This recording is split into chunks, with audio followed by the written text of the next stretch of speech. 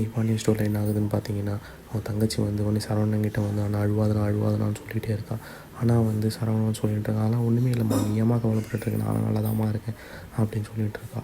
உடனே அது பக்கம் பேசி முடிக்க இன்னொரு அண்ணன்கிட்ட போயிட்டு, எனக்கு ரொம்ப கஷ்டமாக இருக்குது சரவணன் அண்ணன் இப்படி இருக்கிறத பார்த்தாலே எனக்கு அப்படின்னு சொல்லிட்டு இருக்கா.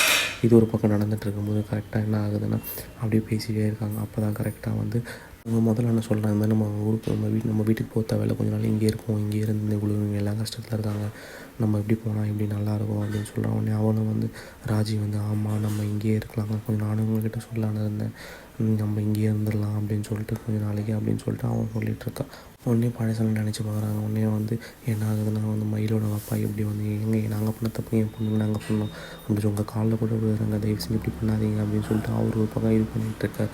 உடனே வந்து இவங்க என்ன பழனியை பார்க்கறதுக்காக அவங்க லாஸ்ட்டு தம்பி வந்து என்ன பண்ணுறான், கடைக்கு போகிறான். கடைக்கு போயிட்டு என்னம்மா அப்படின்னு நான் சொன்னதெல்லாம் மனசில் தப்பாக நினச்சிக்கிட்டிங்களா, அப்படிலாம் இல்லைடா, ஒன்றும் இல்லைடா, எனக்குலாம் பழகிடுச்சு, அதெல்லாம் வந்து நான் பெருசாக எதுவும் நினச்சிக்கவேலடா, நீ எதுவும் நினச்சிக்காதடா அப்படின்னு சொல்லிட்டு இருக்காங்க. ஏன்னா சரவணாக்கு இப்படி ஏன்டா நடக்கணும் அப்படின்னு சொல்லிட்டு என்ன மாமா பண்ணுறது, எதுவும் ஒன்றும் பண்ண முடியாத மாமா அப்படின்னு சொல்லிட்டு அவனும் சொல்லிகிட்டு இருக்கான். உடனே இதெல்லாம் ஒரு பக்கம் போயிட்டுருக்கும்போது மயில் வீட்டில் வந்து மயிலை வந்து சாப்பிட கூப்பிட்றாங்க. உடனே சாப்பிட்டு விட்ட மயில் வர மாட்டேன்றான். ஏன்னா என் வாழ்க்கையை போச்சு, இதெல்லாம் காரணம் நீங்கள் தான், நீங்கள் தான் இப்படி பண்ணீங்க அப்படின்னு சொல்லிட்டு உடனே இது பண்ணிகிட்டே இருக்கான். இது பண்ணிகிட்டு இருக்கும்போது கரெக்டாக அப்போ என்ன ஆகுதுன்னா, உடனே அவங்களோட அப்பாவும் எல்லாம் வந்துடுறாங்க. வந்துட்டு ஏம்மா என்னம்மா அப்படிங்கிறான். இல்லை என் வாழ்க்கை இவ்வளோ போய் சொல்லி பண்ணிட்டேன், இதையும் போய் சொல்லி இது பண்ண பார்க்குறீங்களா, தயவு செஞ்சு அப்படின்னு சொல்லி இது பண்ணிட்டு இருக்காங்க.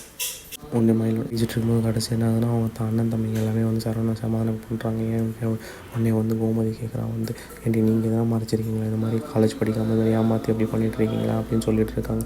உடனே இதெல்லாம் பக்கம் போயிட்டு இருக்கும்போது கடைசியாக வந்து பாண்டியன் வந்து எல்லாத்தையும் வந்து யோசிச்சு பார்த்துட்ருக்கான். இவங்களாம் எப்படிலாம் நம்மளை ஏமாற்றுறாங்க, இப்படிலாம் ஒரு ஒருத்தவங்க இருக்காங்களா அப்படின்னு சொல்கிற மாதிரி அவர் இப்படியே யோசிச்சுன்னே உட்காந்துட்டே இருக்கார். அப்போ தான் கோமதியை வந்து ஏங்க இப்படி யோசிச்சிருக்கீங்க, தூங்குங்க அப்படின்னு சொல்லிட்டாங்க. இதோட முடிஞ்சு. தேங்க்ஸ் ஃபார் வாட்சிங்.